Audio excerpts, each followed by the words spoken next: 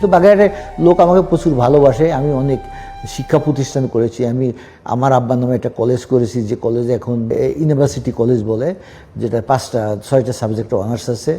তারপরে আমার মায়ের নামে একটা ইউনিভার্সিটি করছিলাম আমি, করার জন্য বিল্ডিং করছি, কিন্তু ওটা ডিপ্লোমা কলেজ হিসেবে চলতেছে, যেটা কৃষি ও প্রযুক্তি বিশ্ববিদ্যালয়। কিন্তু সেই বিশ্ববিদ্যালয়টা আমাকে বিএনপি আমলে পারমিশন দেয়নি। আমার সরকার থাকতেও আমাকে পারমিশন দেয়নি, এবং সেটা প্রায় 100 একরের মতো জমি নিয়ে।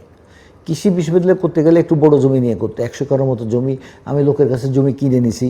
ওর মধ্যে কিছু খাস জমি ছিল, সরকার সেটে আমাকে বন্দোবস্ত দিয়েছে, যেহেতু এটা শিক্ষা প্রতিষ্ঠান হবে। এবং ওইটার সভাপতি কিন্তু আমি ডিসিকে বানাইছি ওই কলেজটার, যে আমি নিজে সভাপতি হতে চাইনি, কিন্তু আমার মায়ের নামে। তারপর আমার মায়ের নামে, আমার আব্বার নামে একটা মাদ্রাসা আছে। এগুলো কিন্তু আমি বিএনপির এমপি হওয়ার আগে করেছি এগুলো সব।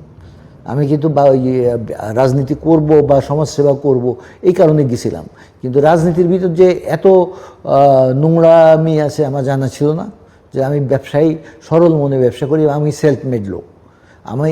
আমার আব্বা আমার জন্য কোনো ইন্ডাস্ট্রি রেখে যায়নি, বা আমার জন্য এমন কোনো টাকা রেখে যায়নি যাতে আমি ইন্ডাস্ট্রি করতে পারি। তার কাজে আমি সেলফ মেড লোক।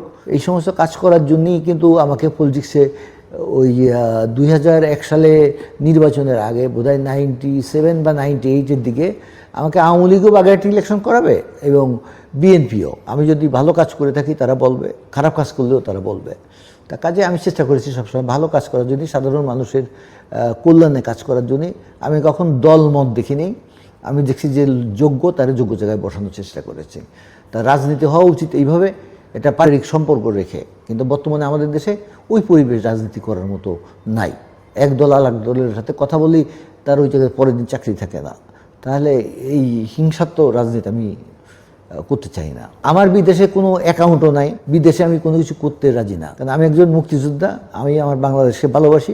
আমার দেশে যদি উন্নতি হয়, সেটা হচ্ছে আমার উন্নতি, এটা আমি মনে করি।